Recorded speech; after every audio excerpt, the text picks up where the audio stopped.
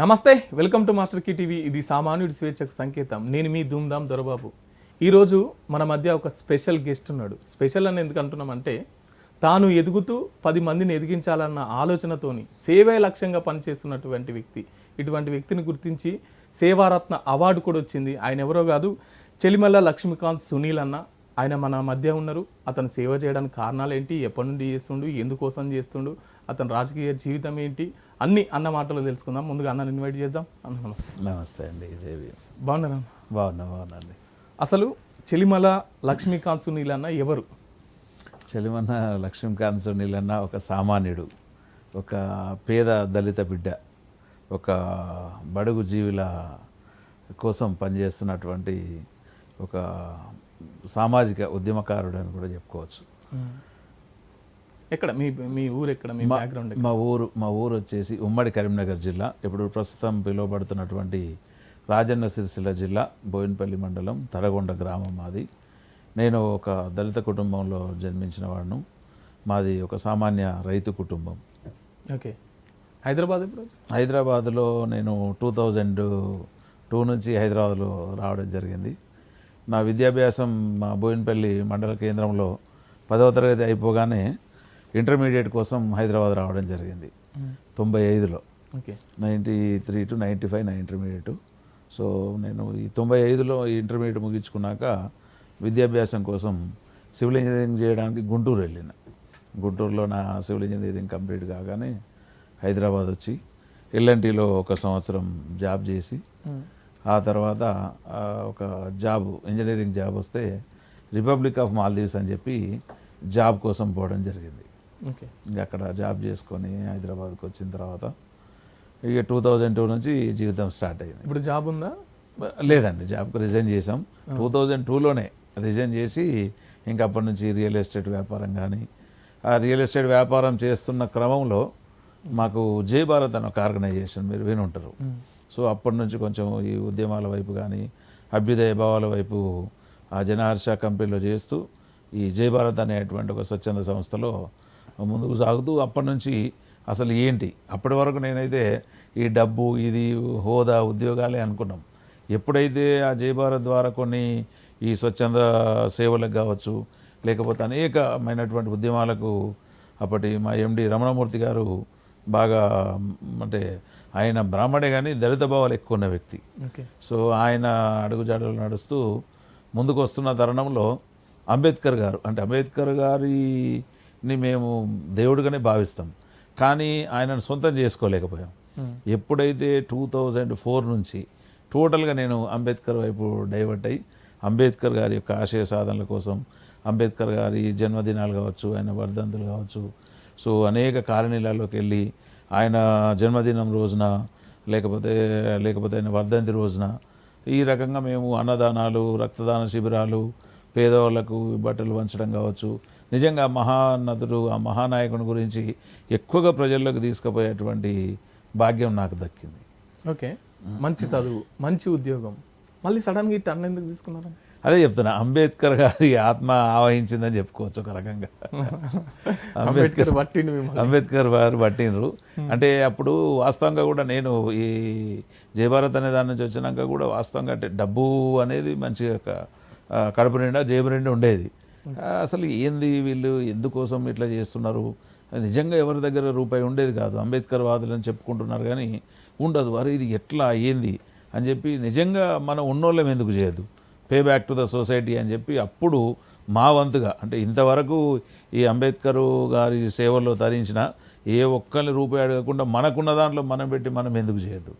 ఇంకా మనకు ఎవరన్నా గాయకులు కావచ్చు, రచయితలు కావచ్చు, లేకపోతే అంబేద్కర్ గారి పేరు చెప్పుకొని అంబేద్కర్ గారి వాదాన్ని మోస్తూ తిరుగుతున్నారో వాళ్ళకు కూడా ఎంతో కొంత ఉడతా భక్తిగా సాయం చేసే అవకాశం నాకు దక్కింది. నేను చాలా సంతోషపడ్డా.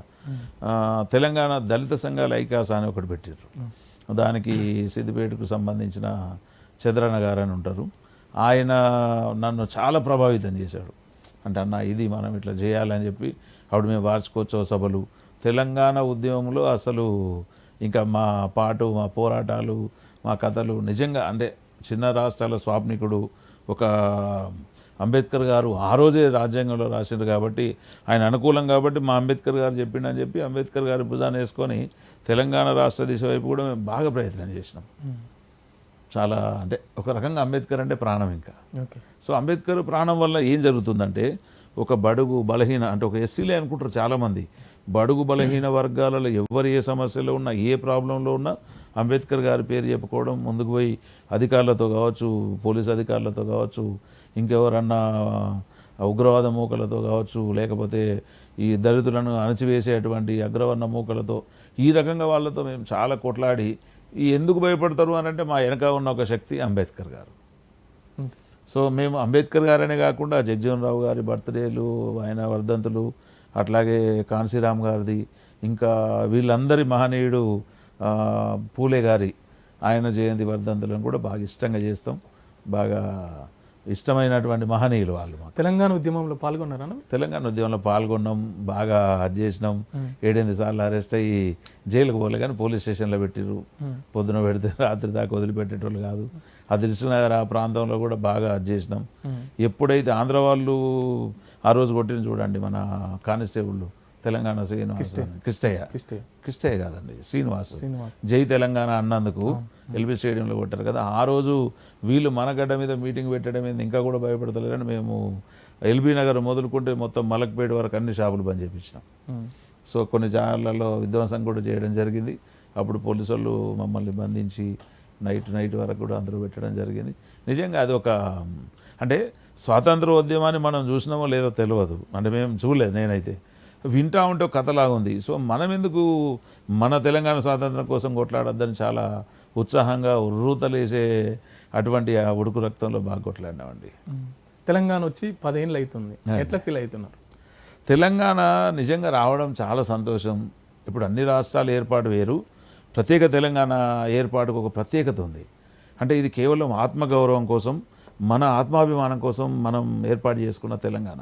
కానీ ఇక్కడ ఏం జరిగిందంటే మనం తెలంగాణను టోటల్గా ఇంత కష్టపడి ప్రాణత్యాగాలు చేసి రక్తతర్పణ చేసి ఇంత చేసినాక కూడా పోయి మనం ఒక దుర్మార్గుడి చేతిలో పెట్టినాం అనేటువంటి ఒక పెద్ద బాధ ఉంది. దుర్మార్గుడే కేసీఆర్ 101% దుర్మార్గుడే. ఎందుకంటే తెలంగాణ రావడానికి ఇప్పుడు ఒక ఇల్లు కట్టుకుంటే పునాది రాళ్ళు అంటారు కదా, ప్రధాన పునాది రాయే దళితుడు ముఖ్యమంత్రి అని. అంటే ఇది తెలంగాణ వచ్చినాక అనలే కదా, కాకముందే పెడతామంటే నిజంగా అందరు కూడా అరే ఈ మొదటి తెలంగాణకు దళితుడా ముఖ్యమంత్రి అని చెప్పి సబ్బండ వర్గాలు కూడా నిజంగా తెలంగాణలో ఉన్న ప్రజానీకం అందరికీ దండం పెట్టాలి. ఈ బీసీలు కావచ్చు, ఓసీలలో కొంతమంది ఎవరు వ్యతిరేకించలే, అరే దళితుడు ముఖ్యమంత్రి ఇది ఎంత మంచిది, మనకు ఇది ఒక మంచి సంకేతం అని చెప్పి అందరూ ఓట్లేసి ఆయన కూర్చోబెడితే దళితుడు లేడు ముఖ్యమంత్రి.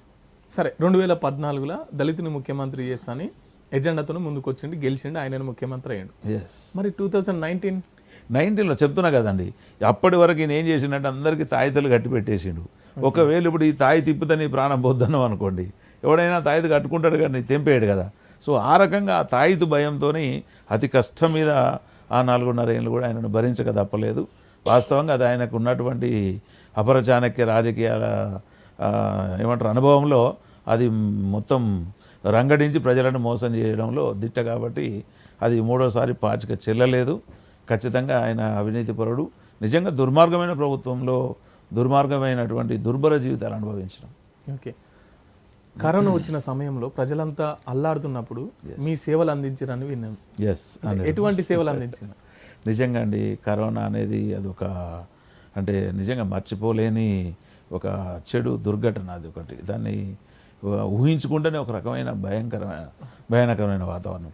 నేను నిజంగా మీ మాస్టర్కి ఛానల్ ద్వారా చెప్తున్నా, మేము దాదాపుగా 48 రోజులు అంటే మన వల్ల ఏమవుతుంది, నేనేం లేదండి, పొద్దున్నే లేవాలి, ఒక 25 కేజీల బ్యాగు నా యాక్టివ్ మీద ముంగట ఒకటి అనుకోటి 50 కేజీలు వేసుకోవాలి, కూరగాయలు తీసుకోవాలి.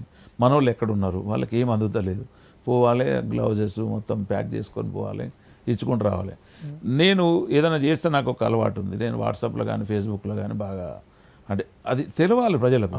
అది మన ప్యాషన్ అనుకోవడానికి లేదు కానీ నిజంగా దానివల్ల ఎంతో కొంతమంది ఇన్స్పైర్ అయ్యే వాళ్ళు ఉంటారు, కొంతమంది విసుక్కునే వాళ్ళు కూడా ఉంటారు. కానీ వాళ్ళు పనిపాట లేని వాళ్ళు అనుకోవచ్చు, ఎందుకంటే they don't know about that important. So మేము అట్లా వెళ్ళి ఈ కూరగాయలు, తర్వాత బియ్యము, ఉప్పు, పప్పు, నూనెలు ఎక్కడెక్కడైతే ఎంతమందికి ఉందో, అయితే చాలామంది ఏం చేశారంటే కొంతమంది భోజనాలు చేసుకొని ప్యాకెట్లలో పెట్టుకొని ఇచ్చేవాళ్ళు. వాళ్ళకు చేరే వరకు అది ఇప్పి చూస్తే స్మెల్ వచ్చేది. అంటే మేమేం చేసేవాళ్ళం అంటే అసలు మీరే వండుకొని కడుపు నిండా తినండి అని చెప్పి 3 కిలోల బియ్యం ఇవన్నీ చేసుకొని వచ్చేవాళ్ళం. నన్ను ఈ మాధ్యమాల్లో చూసిన వాళ్ళు చాలామంది అనేవారు, అరే నువ్వు కరోనా వచ్చి పోతావు భయ్, ఏం పద్ధతి ఇది, అవసరమా, మీకు ఫ్యామిలీ ఉంది, నువ్వు ఎందుకు ఈ రిస్క్ తీసుకుంటున్నావు అంటే, అరే లేదు భయ్ నాకు చాలా ఇష్టం. నేను సేవలో అంటే గొప్ప అని చెప్పుకోవద్దు కానీ మహనీయురాలు మదర్ తెరీసా గారిని అయితే కొంచెం ఆదర్శంగా తీసుకుంటాను. ఎందుకంటే తను చేసిన దాంట్లో మనం ఒక చిటికెన గోర అంతా కూడా కాదు కనుక, అంటే మన వాళ్ళు నా అన్న వాళ్ళకైతే మేము అంటే ఇదేమంటారు లాక్డౌన్లో కానీ బయటికి వెళ్ళలేని పరిస్థితుల్లో కానీ మాకున్న పరిచయాలతో అధికారులతో కూడా కుమ్మక్కై బయట తిరిగి నిజంగా అందరికీ సేవ చేసుకునే అవకాశం అయితే దక్కింది. అది నేను నిజంగా ధన్యంగా భావిస్తాను. ఇప్పుడు ఉన్న సమాజంలో రూపాయి సంపాదించుకొని వెనకేసుకొని పిల్లలకు పెట్టుకున్నామన్న ఆలోచనలో చాలామంది బతుకుతున్నారు. అండి ఇటువంటి భావాలు మీకు ఎక్కడి నుంచి వచ్చినాయి? అంటే మీ పూర్వం మీ తల్లిదండ్రులు ఇట్లా ఏమన్నా చేసేవాళ్ళ? అంటే నిజంగా మా నాన్నగారు చెల్మల సామెల్ ఆయన లేరు. నిజంగా ఆయన వాస్తవంగా చెప్పాలంటే నా మొదటి దైవం, తర్వాత అట్లాగే ఆదర్శవంతుడు. నన్ను మా ఇంట్లో కూడా అంటారు అందరూ, అరే వీడికి అన్ని నాన్న పోలికలే ఉన్నాయని. సో ఆయన మా పొలం దగ్గర ఈ కళ్ళం ఉంటుంది కదా, కళ్ళాలు మీకు ఐడియా ఉంటుంది, పంట అంతా కోసి అక్కడ పెట్టేవాళ్ళు. అయితే మా నాన్న ఏం చేసేవాడంటే ఈ మామూలుగా ఎవరైనా కళ్ళాల కాడికి గంగెడ్లోళ్ళు కావచ్చు, వాళ్ళు మా ఇళ్ళల్లో ముస్లిం సామాజిక వర్గం ఎక్కువ మా తరగొండలో. సో వాళ్ళు వస్తే మా నాన్నగారు ఇట్లా చాటతో తీసి పోసేవాళ్ళు, ఎవరన్నా ఇట్లా దోచుడు అట్లా పెడతారు కదా. ఇది పోయడమే కాకుండా ఆయన ఏం చేసేవాడు అంటే లాస్ట్లో ఎవరైతే విధవరాలు అంటారు కదండి, భర్త చనిపోయాడు, వాళ్ళకి 2 పోసేవాడు. అప్పుడు నేను అడిగేవాడిని, ఏంది నాన్న ఇట్లా అంటే, అరే మనం విధవరాళ్ళకు సాయం చేస్తే అది చాలా పుణ్యం రా అంటుండే. సో నేను ఇప్పటికి కూడా అది ఫాలో అవుతా. నేను కొన్ని పండగల సందర్భంగా ఖచ్చితంగా విధవరాళ్ళకే చీరలు పంచుతాను. అది ఆ సంతృప్తి ఎట్లా వస్తుందంటే ఇక దాన్ని మనం దేనితో ఎక్స్ప్రెస్ చేయలేము సార్, అట్లా ఉంటుంది. ఓకే, కరోనాల సేవలు, తర్వాత మీ సేవలు అన్నీ బాగానే ఉన్నాయి, కానీ ఇవన్నీ చేయడానికి డబ్బు ఎక్కడి నుంచి వస్తుంది? అదే నేను చెప్తాను కదా, నేను చేసేది real estate business. So real ఎస్టేట్లో విరివిగా డబ్బు ఉంటుంది. సో ఇవాళ నిజంగా మనం కట్టుకోవాలన్నా కొనుక్కోవాలన్నా కార్లు కావచ్చు, బంగ్లాలు విపరీతంగా ఉంటాయి, కానీ దాంట్లో సాటిస్ఫాక్షన్ అనేది ఉండదు. అంటే మనము ఇప్పుడు మాకు నమ్మిన కొన్ని మతాలు కూడా ఏం బోధిస్తాయి అంటే, మీరు బ్రతుకుతూ రేపటి కోసం ఏందో ఆలోచించకుండా మనకున్న దాంట్లో మందికి పెట్టాలి. సో బైబిల్లో కూడా దేవుడు ఏమంటాడంటే, నేను హాస్పిటల్లో ఉన్నప్పుడు చూడవచ్చిండ్రు, నాకు వస్త్రాలు లేనప్పుడు వస్త్రాలు ఇచ్చిర్రు, నాకు భోజనం లేనప్పుడు భోజనం పెట్టిర్రు, దాహమైనప్పుడు నీళ్ళు ఇచ్చిండ్రు, అది ఇదంటే, అరే దేవుడా ఇవన్నీ నీకెందుకు చేసినాం మేమంటే, మీలో ఒకరికి చేసినారు కాబట్టి మీరు నాకు చేసినట్టే అంటారు. మీరు క్రైస్తవులా అండి? నేను క్రైస్తవ మతాన్ని బాగా చేస్తాను. తర్వాత మీ రాజకీయ జీవితం ఏంటి? మీరు ఏమైనా రాజకీయ పార్టీలో? ఎస్ అండి, నేను రాజకీయ జీవితాలలో మా నాన్నగారు అయితే కాంగ్రెస్ పార్టీ. అయితే నాన్నగారు కాంగ్రెస్ పార్టీలో ఉన్నప్పుడు మేము ఆ సందర్భంలోకి వెళ్ళి బయటకు వచ్చిన తర్వాత నేను ఇక్కడ గాంధీనగర్లో ఉంటున్నప్పుడు గాంధీనగర్లో బీజేపీ హవా ఎక్కువ, కవాడి కూడా ఇదంతా. సో లక్ష్మణ్ గారు అప్పుడు ఎమ్మెల్యేగా ఈ రకంగా ఉన్నప్పుడు మా ఇంటికి వచ్చి తను ఆహ్వానించాడు రమ్మని చెప్పి 2007లో. సరే అని చెప్పేసి అప్పుడు ఆయన పెద్ద మనిషి ఇంటికి వచ్చింది కాబట్టి, అంటే నాకు ఈ పార్టీ ఏంది కథ ఏంది అప్పటికి తెలియదు. సో నేను వెళ్ళి ఈ పార్టీలో జాయిన్ అయ్యి 15 సంవత్సరాలు పనిచేశాను బీజేపీలో. మీ పోస్ట్ ఏంటి? నేను రాష్ట్ర కార్యవర్గ సభ్యునిగా పనిచేసాం, ఎస్సీ మోర్చాలో పనిచేసాం, లోకల్ డివిజన్లో పనిచేసినాం. మంచిగానే ఉంది. కాకపోతే నాకు 3 ఎలక్షన్లు కొట్లాడినా కానీ వాళ్ళు ఎమ్మెల్యేకి అవకాశం ఇవ్వలేదు. 2014లో నేను ఇండిపెండెంట్ ఎమ్మెల్యే అభ్యర్థిగా కూడా చొప్పదండికి వెళ్ళి పోటీ చేసిన. సో ఆ రకంగా రాజకీయంగా అంటే నాకు చాలా ఇష్టం. అంటే నేనేమనుకుంటాను అంటే, నిజంగా మనం ఇట్లా ఉన్నాగా ఈ 10 రూపాయలు సంపాదిస్తేనే ఇట్లా ఉన్నప్పుడు నిజంగా మనం ప్రభుత్వంలో కానీ ప్రజాస్వామ్య ప్రభుత్వబద్ధంగా ఉన్నటువంటి లోపాలను ఎత్తికట్టాలంటే మనం ఎందుకు పోవద్దు చట్టసభలు అనేది నాకు ఒక ఆశ, చిన్నప్పటి నుంచి కూడా ఆశ. నేను పొలం కాడ ఎడ్ల కాసేటప్పుడు కానట్టు కానీ వీళ్ళు అప్పుడు జీబులలో ఎమ్మెల్యేలు ప్రచారానికి వస్తే, అరే మనం ఎందుకు చేయొద్దు, మనం ఎందుకు కావద్దని నాకు అప్పుడే ఒక చిన్న బీజం అనేది పడింది. సో నా జీవితాశయం కూడా ఖచ్చితంగా చట్టసభలకు పోవాలి, ప్రజలకు పనిచేయాలి, ప్రజల పక్షాన పోరాడాలనేది నాకు బాగా ఇష్టమైన తంతు. అది 15 ఏళ్ళు పార్టీలో పనిచేసిన మీకు ఎందుకు అవకాశం రాలే? వాస్తవంగా అండి 15 సంవత్సరాలు నేను బీజేపీలో పనిచేస్తే నన్ను దాదాపు ఒక 15-20 వేల మంది ఇట్టుంటారు.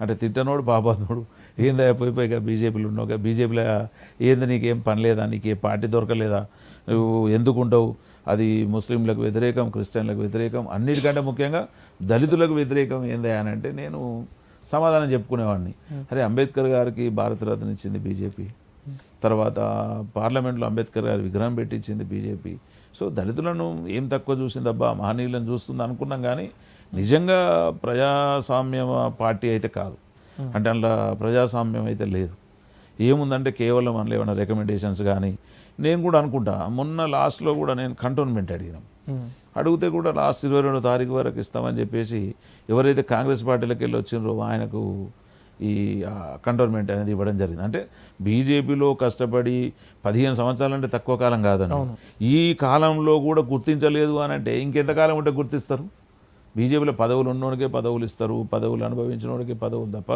పదవులు లేనివాడి పట్ల ఆలోచించరు పైగా నేను కూడా లాస్ట్లో ఏమనుకున్నానంటే ఈ దళిత జాతిని అయితే బీజేపీ ఆదరించదు తర్వాత మైనారిటీ అని ఓ మెడల సిల్వ కనబడ్డా లేకపోతే నెత్తిన టోపీ కనబడ్డా ఇక వాళ్ళనైతే మొత్తానికి దగ్గర రానియరు ఇట్లా మీరేమన్నా ప్రత్యక్షంగా వివక్షతను ఎదుర్కొన్నారా బీజేపీ పార్టీలో ఎదుర్కొన్నాం ఒక సందర్భం చెప్పండి ఈ యొక్క సందర్భం ఏంటంటే ఆ బీజేపీలో భాష అనేవాడు ఒకడు ఉంటాడు నేను ఒక రోజు ఇట్లా పోయినా ఆడు కొత్తగా వచ్చింది నేను ఎప్పుడు చూడలే ఆయన ఏం చేశాడంటే అన్న నీ చేతికి సిలువ ఉంది కాబట్టి నువ్వు బీజేపీలో మీకేం పోస్ట్ ఇవ్వం మీరు ఉండొద్దు అని డైరెక్ట్గా చెప్పిండు అంటే పాపం పెద్ద పెద్ద మహానుభావులు ఉన్నారు ఎవరేమనలే కానీ అంటే అంత కరడు కట్టినటువంటి మతోన్మాదులు వాళ్ళు ఏం సాధిస్తారో నాకు ఇప్పటిదాకా అర్థం కాలేదు కనుక అట్లాంటి దుర్మార్గులు ఉన్నంతకాలం మతతత్వ పార్టీలుగానే ముద్ర ఉంటుంది అట్లాంటి బీజేపీ పార్టీలకు మనగడ లేదనేది నేను చెప్పదలుచుకున్నాను అంటే వాళ్ళు ప్రత్యేకంగా ఎవడో అనాల్సిన అవసరం లేదు కాకపోతే వాళ్ళు మన మత స్వేచ్ఛ మీద దెబ్బ కొట్టే ప్రయత్నం చేసి ఇప్పుడు ఎవరు ఏ దేవునన్నా మొక్కుకోవచ్చు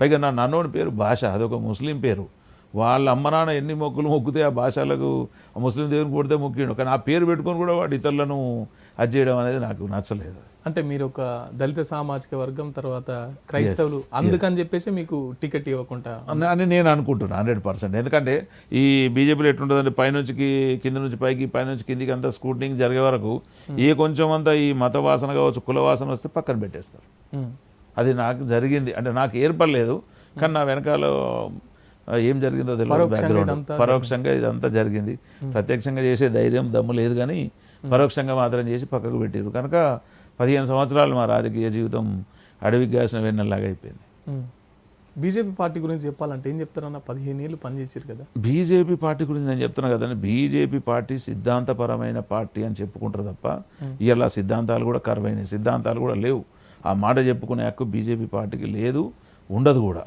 తర్వాత ఈ దళిత సామాజిక వర్గాన్ని మేము ఉద్ధరించినాం చేసినామని చెప్పనీకి ఏ ఒకరో ఇద్దరికో చేసి ఉంచుతారు తప్ప ఏ మాత్రం కూడా వాళ్ళు మన దళిత జాతిని ఉద్ధరించిన సందర్భాలు లేవు ఒకవేళ మనం ఒక చిన్న సందర్భం తీసుకుంటే జాతీయ అధ్యక్షుడు లక్ష్మణ్ గారిని ఈ జస్ట్ ఇట్లా ఉంచి ఒక చిన్న ₹1,00,000 కేసులో ఆయన పక్క జరిపితే మనోవేదనతో చచ్చిపోయాడు అంటే ఎక్కడ కాపాడుకున్నారు నిజంగా జాతీయ రక్షణని కాపాడుకోవాలనుకుంటే కాపాడుకునేవాళ్ళు సో అట్లాంటిది లేదు కనుక ఏదో ప్రజల కోసం కొంచెం చేసినామని చెప్పుకుంటారు తప్ప బీజేపీలో దళితులకు ప్రజాస్వామ్య హక్కు లేవు బీజేపీలో ఎట్లాంటి స్వాతంత్ర స్వేచ్ఛలు కూడా లేవు ఉండవు రావు ఓకే ఇట్లా బీజేపీలో పనిచేస్తూనే దాంట్లో పరోక్షమైన దాడులు విమర్శలు ఎదుర్కొంటూనే ప్రజా సేవ చేసుకున్నామండి దీనికి అసలు దీనికి సంబంధం లేదు అట్లా చేసుకుంటే కూడా బీజేపీ సునీల్ అని చెప్పేవాళ్ళు కానీ వాస్తవంగా నేను అంబేద్కర్ సునీల్ బీజేపీ సునీల్ కాదు మీకు మీ సేవను గుర్తించి సేవారత్న అవార్డు ఇచ్చినారు ఎట్లా ఎప్పుడు ఇచ్చారు మొన్న 11వ తారీఖు నాడు మన ఆంధ్రప్రదేశ్లోని తిరుపతి పట్టణంలో ఈ మన సౌత్ ఇండియా మన ఇప్పుడు ఏదైతే ఈ దక్షిణ భారతదేశం ఉందో ఆ కాన్ఫరెన్స్లో అక్కడ పెద్ద మీటింగ్ ఏర్పాటు చేసి ఈ 6 రాష్ట్రాల ప్రతినిధులను అక్కడ పిలిపించి ఎవరైతే అక్కడ అర్హులైనరో అక్కడ వీళ్ళు ఈ జాతీయ సేవారత్న అవార్డు అనేది ఇవ్వడం జరిగింది సో తిరుపతిలో చాలా గ్రాండ్గా బహుజన సాహిత్య అకాడమీ అని జాతీయ అధ్యక్షుడు శ్రీ నల్ల రాధాకృష్ణ గారు బాగా ఎంతో కృషితో దీన్ని ఒక ఉన్నతమైన స్థానానికి తీసుకుపోతున్నారు నిజంగా అర్హులను తను గుర్తించి తను తాను గొప్ప మేధావి ఆయన ఉద్యమకారుడు తర్వాత ఆయనకు ఉద్యమాల్లో పనిచేసిన అనుభవం కూడా ఉంది, అన్ని ఉద్యమాల్లో పనిచేసిన అనుభవం ఉంది. కనుక ప్రతిదీ ఒక జీవితంలో అట్టడుగు వ్యక్తి వర్గంలో నుంచి ఎవరు వస్తున్నారు, వారు నిజంగా సేవా తాత్పర్యం ఉందా లేదా, వాళ్ళని గుర్తించి కమిటీలో పెట్టి కమిటీ సెలెక్షన్ చేసి ఈ అవార్డు ఇవ్వడం అనేది జరిగింది. సో నిజంగా భారతీయ సాహిత్య అకాడమీ వారికి నా నిండు హృదయపూర్వక ధన్యవాదాలు తెలియజేసుకుంటాను. నల్ల రాధాకృష్ణన్న చేతుల మీదుగా అవార్డు అందుకున్నాం.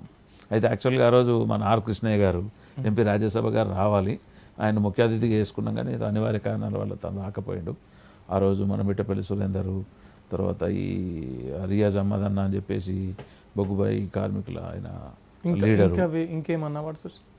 నాకు ఇది 2009లో మనకు దళిత సింహం అని చెప్పేసి తెలంగాణ ఈ దళిత సంఘాల ఐకాస ఏదైతుందో, తెలంగాణ దళిత సంఘాల ఐకాస అంటే మేము ఏం చేసామంటే నిజంగా చాలా ధైర్యంగా కొన్ని పనులు చేసాం.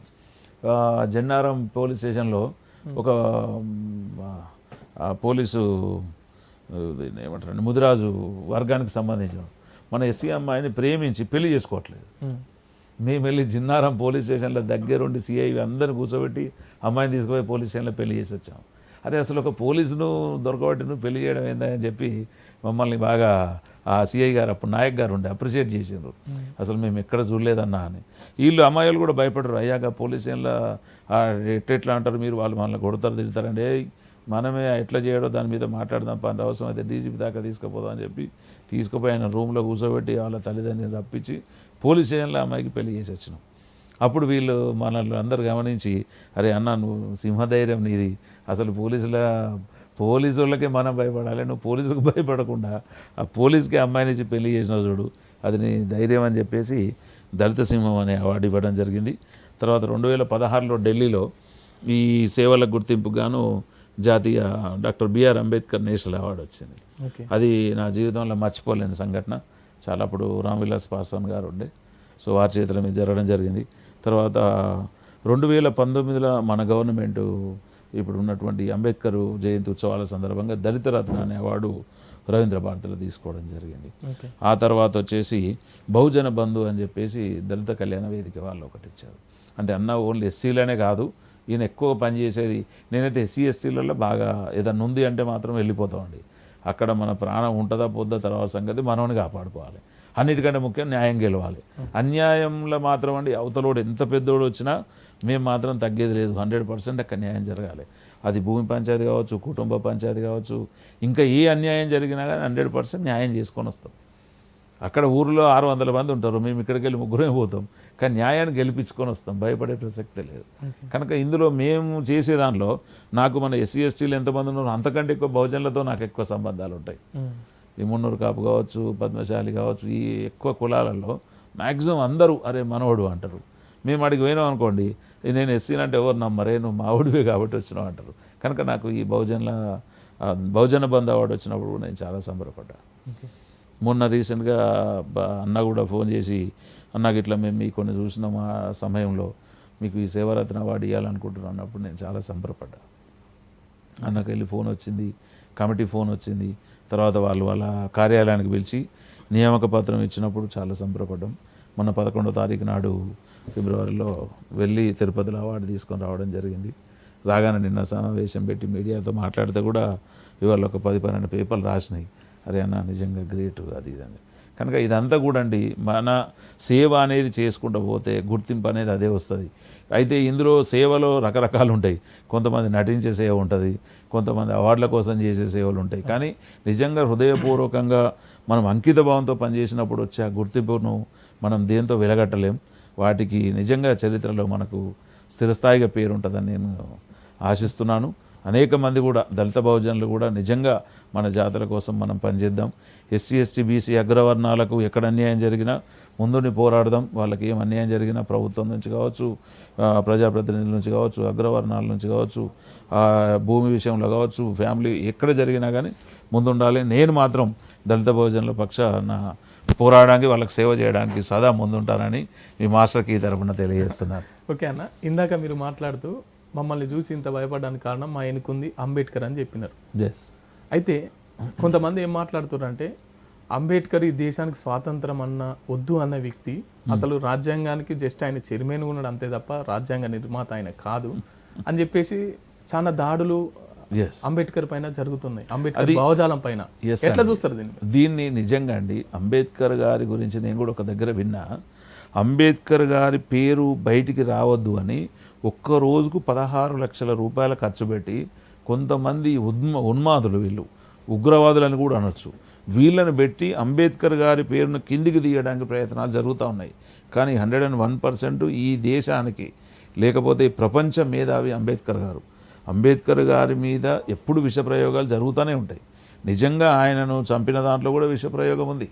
కనుక 101% అంబేద్కర్ గారి పేరు అనేది అది ఒక మహావృక్షం, అదొక బోధి వృక్షం, ఇంకా చెప్పుకోవాలంటే ఒక మర్రి చెట్టు లాంటిది. దానికి సావు అనేది ఉండదు, అది బతికినంత కాలం విస్తరిస్తూనే ఉంటుంది. రోజుకు 16 కాదు, గంటకు 16 కోట్లు ఖర్చు పెట్టినా అంబేద్కర్ వాదాన్ని ఎవడు తగ్గించలేడు. ఇదంతా కూడా ఎవరు చేస్తున్నారంటే ఈ దళితులు అంటే గిట్టకనో లేకపోతే కొంతమంది ఉగ్రవాద భావాలు కలిగిన వాళ్ళని మనం ఎవరితో చెప్పినా సరిపోం. కాబట్టి అది ఏ పార్టీకైనా మంచిది కాదు, ఏ వ్యవస్థకు కూడా మంచిది కాదు. అంబేద్కర్ గారి గురించి ఎవడన్నా మాట్లాడితే ఆకాశాన్ని ఉమ్మేసినట్టే తిరిగి వాడి ముఖాన పడుతుంది తప్ప అంబేద్కర్ గారి చరిత్రకు కానీ అంబేద్కర్ గారికి ఉన్నటువంటి విలువను ఒక చీమకాలంతా కూడా తగ్గించడం ఎవ్వడి వల్ల కాదు. కాకపోతే ఈ దళిత బహుజనులలో కూడా ముఖ్యంగా దళిత జాతిలో కూడా ఐక్యత అనేది ఉంటే అంబేద్కర్ గారు ఎప్పుడూ ఆకాశమంత ఎత్తులో ఉంటాడు. కాకపోతే కొంతమంది రాజకీయ ఒక రకంగా చెప్పాలంటే రాజకీయంగా భిక్షాటన చేసుకునేటువంటి వాళ్ళు, రాజకీయ నిరుద్యోగులు కావచ్చు, వీళ్ళు పదవుల కోసం కొంతమంది కేసీఆర్ లాంటి వాళ్ళ దగ్గర కాళ్ళకాడ పడి అది చేస్తున్నారు తప్ప నిజంగా కూడా అంబేద్కర్ వాదానికి ఎప్పుడూ మెరిపే. ఆయన ఒక ఉదయిస్తున్న సూర్యుడు, వెన్నెలనిస్తున్నటువంటి చంద్రుడు, ఆయనకు చీకటి అనేది తెలియదు. కాబట్టి నిజంగా అంబేద్కర్ వాదం మీద ఎప్పుడు ఎక్కడన్నా జరిగినా కానీ మేము ముందుంటాం. దాంట్లో ఆయన విగ్రహాన్ని ముట్టుకోవాలన్నా లేకపోతే ఆయన వ్యవస్థను నాశనం చేయాలన్నా వారికి భూముల మీద మాత్రం బతికే అవకాశమే లేదు. ఓకే, ఖచ్చితంగా మేము కెమెరాలో మాట్లాడుతున్నారు. అవునండి, 100%. అంటే ఎందుకంటున్నాం అంటే అండి, అంబేద్కర్ గారు ఈ దేశానికి రాజ్యాంగం రాశారు. అంబేద్కర్ గారు ఈ దేశానికి స్ఫూర్తి. అంబేద్కర్ గారు లేకపోతే ఇవాళ మేము ఈ తెల్లబట్టలు వేసుకొని ఇక్కడ కూర్చోలేము. ఇవాళ మీరు ఈ మాస్టర్కి నడపలేరు. అంటే ఒక గుప్పిట్లో కొంతమంది గుప్పిట్లోకి వెళ్ళి ఈ దేశం పోయే రోజులలో దీన్ని సర్వసాధారణం చేసి వీళ్ళందరికీ స్వేచ్ఛ స్వాతంత్రాలను ఇచ్చింది రాజ్యాంగం. ఇప్పుడు మీరు బీజేపీలో 15 ఏళ్ళు పనిచేసినారు కదా, అంబేద్కర్ని బీజేపీ పార్టీ ఓన్ చేసుకుంటుందా? అంబేద్కర్ను బీజేపీ పార్టీ ఓన్ చేసుకోవడంలో కూడా అంటే ఎక్కడ అయితే ఇవాళ ఆయన జయంతులు వర్ధంతుల విషయంలో వాళ్ళు కేవలం ఫోటోలకు పోజులో లేకపోతే ఏదో దానికో తప్ప నిజంగా అంటే నేను చూశాను చాలామంది అగ్రనాయకులే కదా బీజేపీలో ఉన్నది, వాళ్ళు హృదయపూర్వకంగా మాత్రం చేయలేదు. కేవలం అందరితో పాటు వచ్చి ఏదో ఫోటో పోజుకు తప్ప వాళ్ళ అంతరాత్మ అంబేద్కర్ను గుర్తిస్తుంది, పూజిస్తుందని నేనైతే నమ్మను. ఖచ్చితంగా అందులో అంబేద్కర్ వాదానికి ఏదో పేరు మీద నడపండి అని చెప్పేసి ఒక రకంగా అది చేయడమే. ఇంకా కూడా దాంట్లో ఎస్సీ మోర్చా లాంటివి కొన్ని పెట్టి ఇప్పుడు కూడా అంబేద్కర్లో ఎవడన్నా ఎస్సీ మోర్చా అనే ఒక వింగ్ ఉంటుంది, దాంట్లో పనిచేస్తున్నట్టు వీడు ఎస్సీ కదా, ఓ ఎస్సీ మోర్చా కదా అంటే ఎవరో రెడ్డిలో రావులో బ్రాహ్మలో ఉంటే వీళ్ళని ఒక రకంగా చూసి అచ్చా ఆయన ఆడ కూర్చోవాలి అనేది ఉంటుంది తప్ప పెద్ద గౌరవం ఇచ్చి నిలబెట్టేది ఏముండదు. ఖచ్చితంగా వివక్ష అనేది ఉంటుంది కూడా. ఇప్పుడు బీజేపీ పార్టీ కండువా తీసేసి కాంగ్రెస్ పార్టీ కండువా కప్పుకున్నారని నేను. ఎస్ అండి. ఎందుకోసం కాంగ్రెస్ అంటే ఒకటండి, 15 సంవత్సరాలు బీజేపీలో పనిచేసినప్పుడు నిజంగా రాజకీయ నాయకులు అన్నప్పుడు స్వార్థం ఉంటుంది. ఒప్పుకోకపోయినా లైవ్లో మేము చెప్పే మాట ఏంటంటే 100% స్వార్థం ఉంటుంది. ఏం స్వార్థం ఉంటుంది? రాజకీయంగా మనం ఎదగాలి, నాయకుడు కావాలి. ఎస్, ఇవాళ మనం రాగానే ఇక్కడి నుంచి పోయి ముందుకెళ్ళిపోయి మనల్ని నాయకుడిని చేయమంటలేము. మనం 15 సంవత్సరాలు భుజాల మీద జెండాలు మోసి ధర్నాలు చేసి రాస్తారోకలు ఇవన్నీ చేసుకుంటూ ఉంటే కూడా అక్కడ పార్టీలో పనిచేసిన వాడు గుర్తింపు లేకుండా అదర్స్ ఎవరైతే వస్తారో అక్కడ ఎట్లా ఉంటుంది అంటే అండి, ఎవరు ప్లాట్ఫామ్ మీదకి పెద్దోడు కనబడితే మీరు పక్క జరిపి వాడిని కూర్చోబెడతారు. సో నిజంగా అక్కడ ప్రజాస్వామ్యం లేదు, ఇంకా వాళ్ళు చెప్పుకునేటువంటి ఆ సిద్ధాంతాలు లేవు, ధర్మాలు లేవు, ఏమి లేవు. అది కూడా పక్కా పనికిరాని బీజేపీ పార్టీ కిందనే మారిపోతుంది తప్ప పనికొచ్చే ప్రజలను మాత్రం కాపాడుకోలేకపోతుంది. ఇలా నిజంగా బీజేపీ పార్టీ గురించి మాట్లాడుకోవాలంటే మోడీ గారు వచ్చిండ్రు, ఎస్సీ వర్గీకరణకు అనుకూలం అని చెప్పేసి మాట్లాడారు. రైట్, ఒప్పుకుందాం. ఎస్సీ వర్గీకరణకు ఇక్కడ అనుకూలం అన్నప్పుడు తెలంగాణలో బీజేపీ పార్టీకి రాష్ట్ర అధ్యక్షుడిని ఒక ఎస్సీని చేయాలి. సరే చేయలేదు, పక్కన పెడదాం. బీసీ ముఖ్యమంత్రి అని చెప్పారు, ఒక బీసీని రాష్ట్ర అధ్యక్షుని చేయలేదు. ఉన్న అధ్యక్షుని బీకేసారు, లేని అధ్యక్షుని నన్ను పెట్టిరంటే మళ్ళీ అదే కిషన్ రెడ్డి గారు అగ్రవర్ణపు అధ్యక్షుడే ఉన్నారు. సరే పార్టీ అంతర్గత విషయాలు ఏమన్నా కావచ్చు, గెలిస్తే పెడుతుండొచ్చు బీసీ ముఖ్యం. ఎట్లా పెడతారు, ఎట్లా గెలుస్తుంది అంటే గెలవదని చెప్పేసి బీసీ అన్నారా? అదే మరి అంతే కదా. ఇప్పుడు ఆ ఎస్సీది అదే జరిగింది, ఇది అదే జరిగింది. ఇవాళ ఎస్సీ వర్గీకరణ గురించి కూడా మనం మాట్లాడుకుంటే, వర్గీకరణకు అంత పెద్ద సభ పెడితే పాపం మందకృష్ణ గారు తన సర్వశక్తులొడ్డి జనాన్ని సమకూర్చారు. ఇవాళ ఇక్కడికి తెలంగాణలో వచ్చిర్రు, మహారాష్ట్రలో వచ్చిర్రు, కర్ణాటకలో వచ్చిర్రు, చుట్టుపక్కల రాష్ట్రాలలో తమిళనాడు వాళ్ళు కూడా ఎక్కువ పాదయాత్రలు చేసి అవన్నీ పెట్టినరు. చేసినాక జరిగింది ఏంటండి, మొన్న శీతాకాల సమావేశాలు జరిగినాయి. ఆ శీతాకాల సమావేశాలు కనీసం బిల్లు పెట్టచ్చు కదా. అంటే ఇది ఒక బూటకం అంటున్నాను నేను. ఏంటంటే కేవలం మందకృష్ణ అన్ని పార్టీల చేతిలో ఓడిపోయాడు, చివరికి బీజేపీ చేతిలో కూడా ఈ అన్ని పార్టీల కంటే అటర్ ఫ్లాప్గా ఓడిపోయాడు.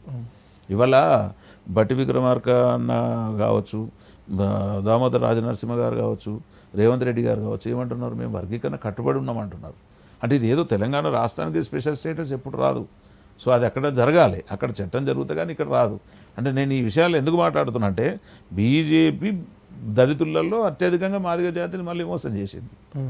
అంటే వాళ్ళకు మోసం తప్ప మంచి చేయడం తెలియదు అనేది నా వాదన. అంటే ఒక కమిటీ చేసి దాన్ని కోర్టులో ఎన్ని ఏళ్ళు ఇప్పటిదాకా జరగలేదా? ఉషా మేయర్ కమిటీ జరగలేదా? ఎన్నో జరిగినాయి. జరిగిన దాంట్లో చేసింది ఏముంది? వీళ్ళు పెద్దగా చేసేది ఏముంది? అంటే మోసపోవడం కరెక్ట్ కాదు. అంటే ఇప్పుడు మందకృష్ణ మాదిగ రాజకీయ లబ్ధి కోసం బీజేపీతో చేతులు కలిపిండ. ఇప్పుడు వాస్తవంగా నేనైతే చాలామంది మాదిగ సోదరుల ద్వారా అదే విన్నా. ఏంటంటే ఆయన రాజ్యసభ సభ్యుడు చేస్తారని, మంత్రి పదవి, రాజ్యసభ సభ్యుడు కాదు కదా, రాజ్యసభ గేటు కాడికి కూడా రానియదు బీజేపీ. అది మీరు చూడండి, మేము అనుకుంటే కాదు, ప్రాక్టికల్గా మేము 15 ఏళ్ళ నుండి అనుభవించి వచ్చిన.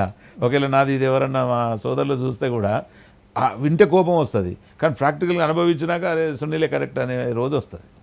అది నేను అనుభవించున్నా కాబట్టి నాకు తెలుసు. ఓకే. సో కాంగ్రెస్ పార్టీలో నేను చూసింది ఏంటంటే అండి, నిజంగా ఆ రోజున నేను చిన్న చదువుకున్నప్పుడు కూడా ఇందిరమ్మ ఇండ్లు ఇచ్చిన ఇండ్లు, ఇవాళ కూడా మేము నా ఊర్లో కూడా మాది ఇందిరమ్మ కాలనీ, ఇందిరాగాంధీ కట్టించిన ఇళ్ళలోనే మా చదువులు జరిగినాయి, మా భవిష్యత్తులు, మా పెళ్ళిళ్ళు. ఇప్పుడు కూడా మేము అక్కడ అవే ఉంటున్నాం. అంటే మేము కొంచెం పొలం పక్కన పెద్ద ఇల్లు కట్టుకున్నాం, అది వేరు. కానీ కాకపోతే మాకు ఇచ్చిన ఇల్లు అయితే వాళ్ళే కదా. ఇవాళ ఇందిరాగాంధీ ఇచ్చిన ఇళ్ళకి వెళ్ళి చదువుకొని పెద్దగా అయిన వాళ్ళు ఎంతోమంది ఉన్నారు. అంటే కనీసం ఒక దళితులకు, పేదోళ్లకు నిలువ నీడనిచ్చారు. ఎవరు ఆ పని చేయలేదు. నంబర్ 1. అంటే ఆ ఫలాలను అనేది మనం అనుభవించుకుంటూ వస్తున్నాం. ఈ మధ్య చూస్తే బీజేపీ సరిగా లేదు. ఈ పరిస్థితి అయితే నేను 15 ఏళ్ళు ఉండొచ్చిన. బీఆర్ఎస్ను చూస్తేనైతే బీఆర్ఎస్ పరిస్థితి మీరు చూస్తూనే ఉన్నారు. ఇక బీఆర్ఎస్ పరిస్థితి చూసానులే జైన్ అయితే ఇంకా నాకంటే తెలివి తక్కువ ఎవడు ఉండడు. కనుక మరి ఉన్న ప్రత్యామ్నాయ పార్టీ ఏంది? ప్రజలందరూ కూడా ఎన్నుకొని ప్రజలందరూ కూడా అడుగుతున్న పార్టీ కేవలం కాంగ్రెస్ పార్టీ. కాంగ్రెస్ పార్టీకి అత్యధిక మెజారిటీ ఇచ్చి, అంటే మేము ఏం చూసినామంటే కాంగ్రెస్లో ప్రజాస్వామ్యం ఉంది. ప్రజాస్వామ్యం అంటే అండి, ప్రతి ఒక్కరు ఏదో ఒక రోజు ఒక పదవి కొడతారు, పార్టీ కోసం పనిచేస్తారు. ఆ పార్టీకి కండువకున్నటువంటి ఆ ప్రత్యేకత వేరు. ఆ దేశం కోసం వాళ్ళు రాజీవ్ గాంధీ గారు కావచ్చు, ఇందిరాగాంధీ గారు కావచ్చు. వివక్షత లేదంటారా? వివక్ష ఉందండి, కానీ ప్రజాస్వామ్యం ఉంటుంది. ఇప్పుడు బీజేపీ ప్రజాస్వామ్యం ఉంటే మన అద్దంకి దయాకర్ విషయంలో ఎమ్మెల్యేకి సంబంధించి, అసెంబ్లీ సంబంధించి ఇస్తామన్నారు, ఇవ్వలేదు. ఎమ్మెల్సీ చేస్తామన్నారు, చేయలే. రైట్. రేపు ఎంపీగా ఇస్తారో ఎవరో కూడా తెలియదు. ఎంపీగా ఇచ్చినా ఇవ్వకపోయినా వాస్తవంగా కాంగ్రెస్ పార్టీ ఏంటంటే త్యాగాల పార్టీ. దయాకర్ అన్ననే వినండి, అయితేనేమో త్యాగం, లేకపోతేనేమో ఇది. అట్లా కాదు. బీజేపీ లాగా కాదు కాంగ్రెస్ పార్టీ. కాంగ్రెస్ పార్టీ త్యాగాల party. Even though Addanki Dayakar అన్నకు ఒక ఆత్మవిశ్వాసం ఉంది. కాంగ్రెస్లో నేనున్నా, నన్ను కాంగ్రెస్ పార్టీ ఖచ్చితంగా గుర్తిస్తుంది, ఒక రోజు ఒక దగ్గర కూర్చోబెడతానే కాన్ఫిడెన్స్లో ఆయన ఉన్నాడు. సో ముఖ్యమంత్రి గారి డైరెక్షన్లో ఇవాళ నిజంగా మందుల సామేల్ గారిని ఎమ్మెల్యే ఇస్తే ఆయన గెలుచుకొని వచ్చిండు. అంటే అది అద్దంకి దయాకర్ అన్న పెద్ద హృదయం ప్లస్ ఆయన త్యాగం అనుకోవచ్చు. దాని తర్వాత అన్నకి ఎమ్మెల్సీ ఇద్దాం అనుకున్నారు. ఈ ఎమ్మెల్సీలో వీళ్ళిద్దరు అడ్డం వచ్చిండ్రు, బల్మూర్ అండ్ మహేష్ గౌడ్ గారు. సో వీళ్ళు ఉన్న ప్రోటోకాల్ ప్రకారంగా వాళ్ళు చేసిన త్యాగాల ముందు అప్పటికి అద్దంకి దయాకర్ అన్న లేడు. కనుక ఒక సిస్టమేటికల్గా వస్తుంది కాబట్టి వీళ్ళందరికంటే కూడా త్యాగం అద్దంకి దయాకర్ అన్నదే. ప్రజలు కోరుకున్నారు, ఆయన కోరుకున్నాడు, ఆయనకు వస్తుంది అనుకున్నారు. కాకపోతే అన్నకున్నటువంటి ఆ ఉదార స్వభావం కావచ్చు, గొప్పతనం కావచ్చు, ఖచ్చితంగా ఆయన ఒక స్థానంలో కూర్చోబెడుతుంది. ఆయన ఆత్మసాక్షిగా, అంతరాత్మగా ఆయనకు అక్కడ ఏం కనబడుతుందో ఆయనకు తెలుసు. అధికారులు, ముఖ్యమంత్రి గారి స్థాయిలో ఆయనకి ఏం ప్రామిస్ చేశారో కూడా అన్నకు తెలుసు. కనుక 100% అది కరెక్ట్ అనుకుంటున్నాను నేను. అన్నకు ఖచ్చితంగా స్థానం వస్తుంది. తొందరపడితే ఇక్కడ పార్టీ చేయలేదు. ఇప్పుడు చూడండి, అన్నకు ఏదైనా ఇష్టం ఉంటే అన్న నేను వద్దని పార్టీ మారుతారు కదా. కానీ అన్న ఉంటున్నాడు అని అంటే 100% ఎస్సీలను మాత్రం ఖచ్చితంగా చాలా బ్రహ్మాండంగా గుర్తించే పార్టీ కాంగ్రెస్ పార్టీ. ఖచ్చితంగా ఇలా చూడండి, జాతీయ అధ్యక్షుడు మల్లికార్జున ఖర్గే గారిని పెట్టారు. అంటే సోనియా గాంధీ వాళ్ళది ఎంత త్యాగాల పార్టీ అండి. కనుక 100% దళితులకు ఇందులో అవకాశం ఉంది. 100% ఒక అత్యున్నత స్థానంలో పోతాం. మేము కూడా మా సంవత్సరాలు గడిచినా కొద్దీ అనుభవం వస్తే 100% మంచి గుర్తింపు ఉంటుంది కాంగ్రెస్లో అని నేను మనసావాచకరమైన నమ్ముతాను. మీకు అట్లా ఏమైనా ప్రామిస్ చేసినారా కాంగ్రెస్ పార్టీలో చేరే ముందు? లేదండి, ఇక మామూలుగా ఎలక్షన్ టైంలో అన్నీ అంటారు, కాకపోతే అది కాదు. నేను రావడం ఇందులోకి అంజన్ కుమార్ యాదవ్ అన్న గారి ద్వారా వచ్చిన. అనిల్ అన్న యువ నాయకుడు అన్న ప్రామిస్ చేసిండ్రు, ఖచ్చితంగా మీకు మంచి సముచిత స్థానం ఉంటుంది రండి అన్నారు. 100% ఆ అన్న వాళ్ళను ఆదర్శంగా తీసుకొని నేను రావడం జరిగింది.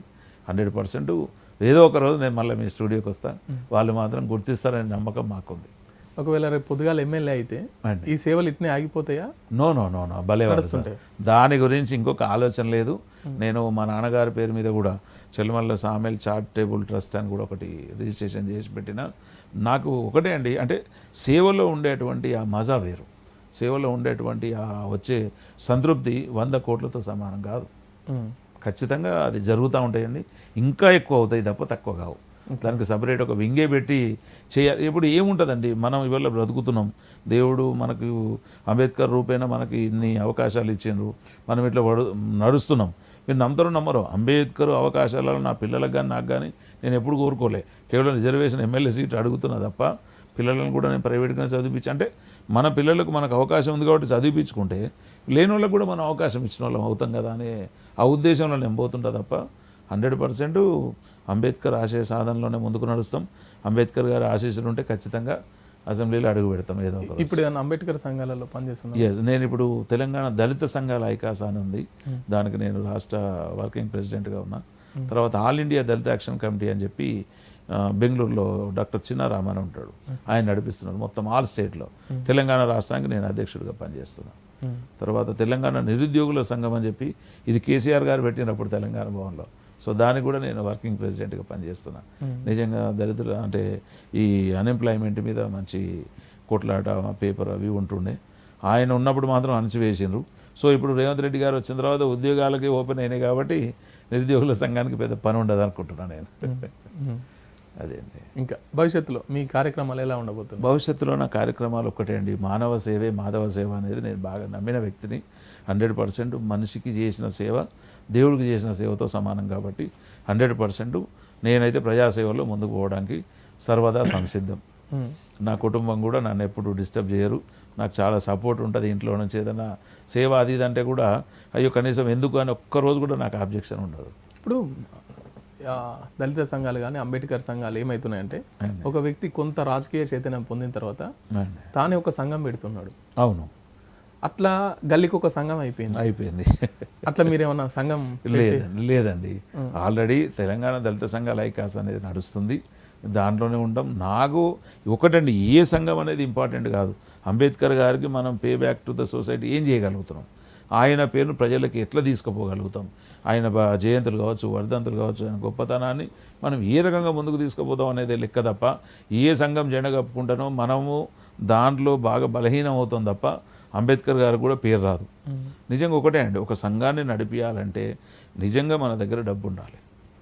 మనం బయట బిచ్చమడిగి అంబేద్కర్ గారు నీ తక్కువ చేసినట్టు మళ్ళీ ఈ ఫండ్ అగ్రకులాల వాళ్ళ దగ్గరికి ఎస్ అది కనుక అది చాలా అది అప్పుడు ఏమైపోతుందండి, వాళ్ళకు మనం బాండ్ అయి ఉండాలి కదా. మేము చెప్తున్నాం కదా, నేను ఈ స్టూడియో సాక్షిగా చెప్తున్నా, ఏ ఒక్కరోజు కూడా మాకు ఇది కావాలి మేము చేస్తున్నాం అని ఎప్పుడు అడగలేదు. అంబేద్కర్ గారి సిద్ధాంతం కూడా అది కాదు. నిజంగా కూడా ఒకవేళ ఈ ఇంటర్వ్యూ ఎవరైనా చూస్తుంటే మన దళిత జాతిలో ఆణిముత్యాలు చాలామంది ఉన్నారు, లక్షలాది మంది ఉన్నారు. ఐఏఎస్లు ఉన్నారు, ఐపీఎస్లు ఉన్నారు, డాక్టర్లు ఉన్నారు, ఆఫీసర్లు ఉన్నారు, మంచి మంచి మేధావులు ఉన్నారు.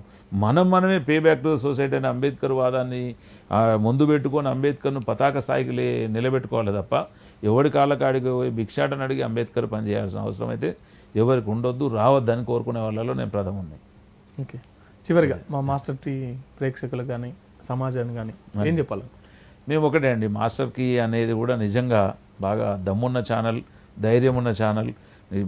ఏదైతే పేదోడి గొంతై పేదోడి స్వరమై నిజంగా ఇలా తెలంగాణలో యావత్ తెలంగాణ రాష్ట్రంలో ప్రజలను తమ వాణిని కావచ్చు, లేకపోతే ప్రజల అవసరాన్ని, ప్రజల యొక్క ఆశయాలను ముందుకు తీసుకొని మోసుకొని పోతూ ఉందో, ఖచ్చితంగా మాస్టర్కి టీవీ ద్వారా చూస్తున్నటువంటి ప్రేక్షకులు ఏ విషయంలో కూడా అంటే దళిత బహుజనులు ఎక్కడ అధైర్యపడొద్దు, రాజ్యాధికారమే మనది.